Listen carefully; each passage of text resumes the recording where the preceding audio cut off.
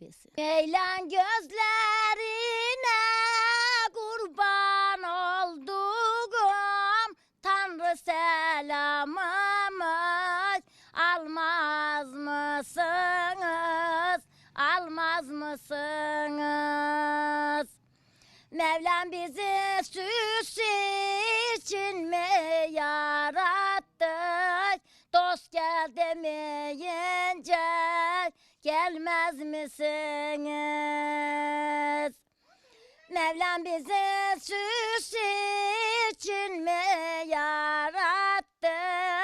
Dost gel demeyince gelmez misiniz?